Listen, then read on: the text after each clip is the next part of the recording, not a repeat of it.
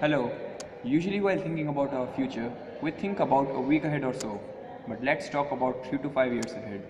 This is the age of digital revolution. Imagine connecting all India in this digital revolution. This is what our government is aiming for, Digital India. Bharat 127 crore भारतीयों का देश।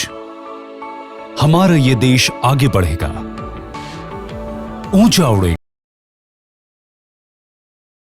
जनहित की नीतियां और योजनाएं सरकार का कोई उपकार नहीं, काम है और हर देशवासी का हक।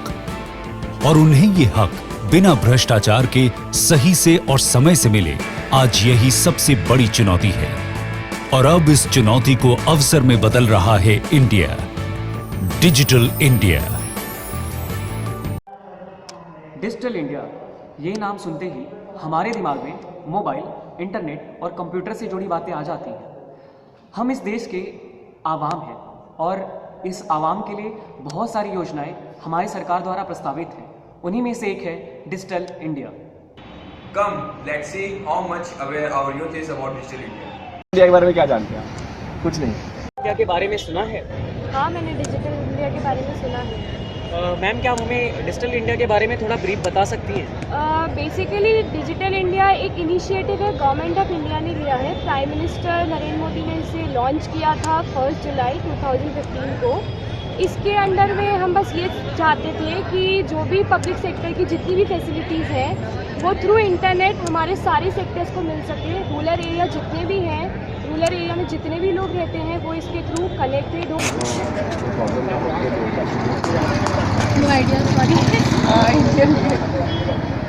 कोई कुछ आइडियाज रिलेटेड सुना है उसके बारे में? हेलो, किसने लॉन्च किया था, कब लॉन्च किया था, मोटो क्या था लॉन्च करने का?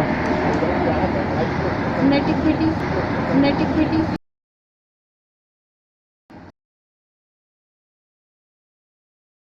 हर वो शहर जहां 10 लाख से ज़्यादा की आबादी हो, वहां फ्री वाईफाई की सुविधा।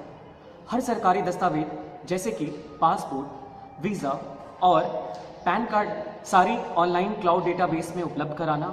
2.5 लाख सरकारी स्कूल फ्री वाईफाई और ब्रॉडबैंड से कनेक्ट हो, जिसके द्वारा ई बुक और ई सर्टिफिकेशन देश के हर बच्चे को मुहैया कराया जाए।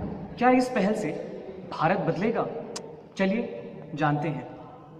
मैंने जितना सुना है इसके बारे में उससे ये पता चलता है कि डिजिटल इंडिया क्या है कि एक ये गैप को कम करने के लिए एक सरकार ने कदम उठाया, जो कि मेरी नज़र में काफ़ी फ़ायदेमंद रहेगा हम लोगों के लिए। सर, आपने डिजिटल इंडिया प्रोग्राम के बारे में सुना है? सुना है। क्या हमें कुछ आप बताएंगे डिजिटल इंडिया प्रोग्राम के बारे में? भाई, डिजिटल इंडिया प्रोग्राम के बारे में मोदी साहब ने अभी 1-1.5 महीने पहले लॉन्च किया है ये प्रोग्राम। तो उनका सपना यही है कि जो हर इंसान है उसके साथ में डिजिटल मोबाइल हो, जिससे कि वो डिजिटल इंडिया से कांटेक्ट में रहे। ऐसा हमने देखा और सुना है न्यूज़ चैनल। हम यहाँ पर तो ये पता कर लेते हैं वेदर फोरकास्टिंग कि हमारे यहाँ ये होने वाला है। अब जैसे कि एज्यूम कर लो कि पाला पड़ने वाला है, हमें ये पता चल जाए कि फॉग बहुत होने वाला है, उससे बहुत सारी फसलों को नुकसान भी होता है।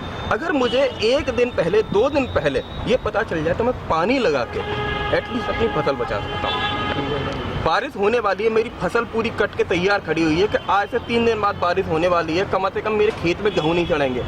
क्या फ़ायदा आपको अभी मिल रहा मैं है? आपको रिसेंटली बताता हूँ, मेरे को अभी मेरा एक वॉलेट हो गया था, उसमें मेरा पैन कार्ड और बहुत सारी चीज़ें थी। वो हुआ यूपी के अंदर ही था। तो उससे क्या हुआ कि मेरे को FIR करवाने जानी थी। हमें पहले कविनगर चौकी थाने गया, उन्होंने कहा कि आप वहाँ चाहिए। कहाँ चाहिए? इधर सिहानी गेट के इधर। फिर उन्होंने कहा नहीं ये वहीं पर होगी। तो इसमें लगभग मेरा 2.5 घंटा खत्म हो गया। वहीं मेरे एक दोस्त का भी एक वॉलेट खोया दिल्ली में, उसने सिर्फ 2 मिनट में वही काम जो मैंने 2.5 घंटे में करा, उसने वो काम अपना 2 मिनट में कर दिया। क्यों? क्योंकि उसने ऑनलाइन FIR कराई।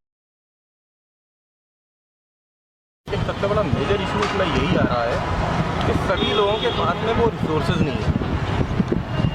फर्स्ट थिंग रिसोर्सेज में, जैसे कि हर एक के पास में स्मार्टफोन नहीं है, हर एक के पास में डाटा पैक नहीं है। डाटा पैक नो डाउट इतना चीप भी नहीं है कि जो एक मजदूर, अगर हम बात करें, जो डेली कमा रहा है और वो डिजिटल इंडिया का रियली बेनिफिट उठा।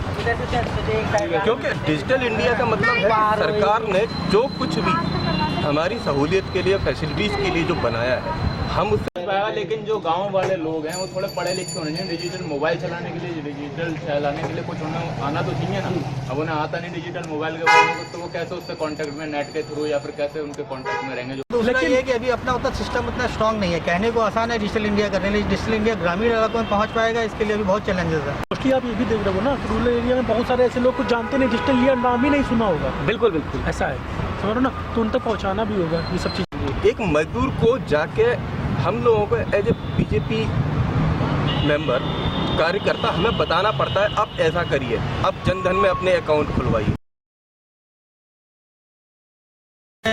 अभी जो आप जो ग्रामीण इलाकों के चैलेंजेस की बात कर रहे हैं, उसमें सबसे इम्पोर्टेंट तो ये है कि जो ग्रामीण इलाकों के जो यूज़र्स होंगे, मेरा मानना ये है कि जो किसानों से रिलेटेड एप्लीकेशंस हैं, जैसे ग्रामीण या अपनी जनधन योजना या जो भी नई स्कीम्स आती हैं, उसका एक एप्लीकेशन मैन्युफैक्चरिंग टाइम पे ही मोबाइल में उपलब्ध होना चाहिए। वही तो सबकी जानकारी में डालना पड़ेगा, तभी तो काम होगा। Every problem in India is not connected to poverty. Sometimes it is due to access to information to rural people. Imagine connecting all these people to internet.